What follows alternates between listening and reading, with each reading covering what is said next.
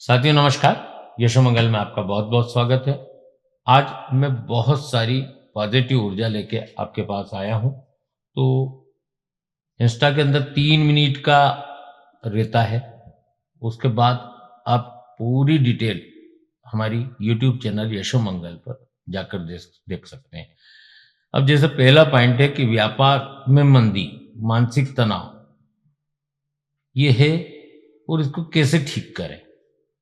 आप दुकान या ऑफिस में सुबह सफाई करवाएं और उस समय पानी में थोड़ा सा समुद्री नमक पानी के अंदर डलवा दें, उससे पोछा लगाएं, है ना। खड़ा नमक, समुद्री नमक, उससे पोछा लगाएं। वो सारी नेगेटिव एनर्जी को आपकी दुकान से बाहर कर देगा और सकारात्मक ऊर्जा उससे इंटर होती है। बहुत प्राचीन उपाय है, इसको करके देखें।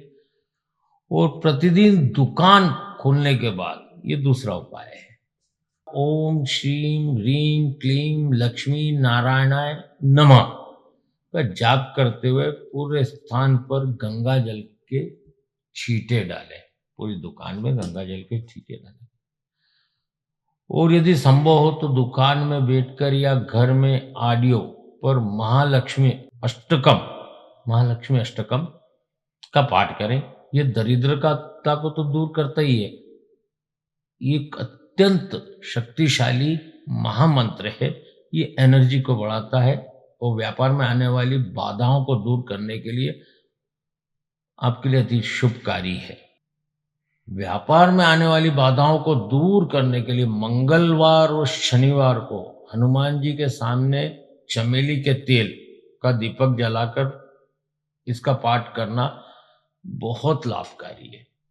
आप जरूर करके देखें, आपको बहुत लाभ होगा। एक और उपाय बताता हूं आपको। थोड़ी सी पीली सरसों एक कांच की कटोरी में भरकर अपनी दुकान के ईशान कॉर्नर पर रख दें। ईशान कॉर्नर यानी हमारा नॉर्थ और ईस्ट का कॉर्नर ईशान कॉर्नर कहलाता है।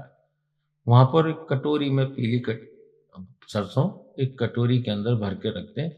इसे हर हफ्ते बदलते रहे।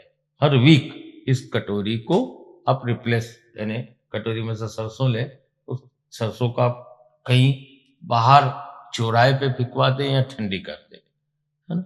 और दूसरी सरसों उसमें भर दें ताकि वो सारी नेगेटिविटी एग्जॉर्ब हो जाएगी।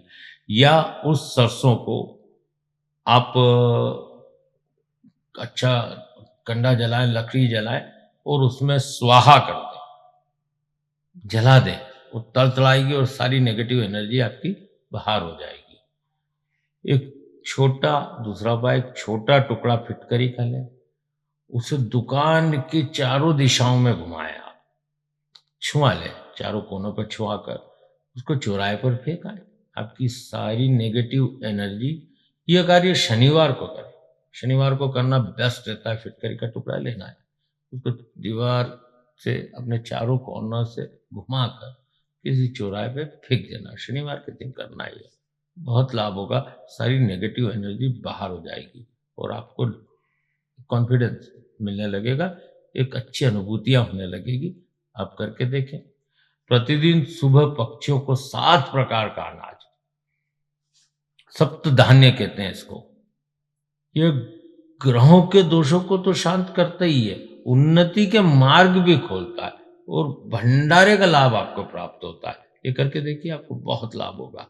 अब एक और उपाय मैं आपको बताता हूँ। यदि काम बिल्कुल ठप हो गया हो तो शनिवार को किसी जरूरतमंद को काले तिल या छाता दान कर दें। काला कंबल भी दान कर सकते हैं। और करीब करीब आप यदि कंबल दान करना चाहते हैं तो 1 कर दें, 2 कर दें, 3 कर दें, जितना आपकी पॉकेट अलाउ करे। अन्यथा काले तिल आप 7 दिन तक तो दान करें। ये 7 दिन का नुस्खा है। इन्हें शनि की जो 7.5 है, शनि की जो ढैया है, इसमें भी आपको बहुत लाभ प्राप्त होगा। काले तिल, काली चीजों का दान करना है। एक उपाय और बताता हूं।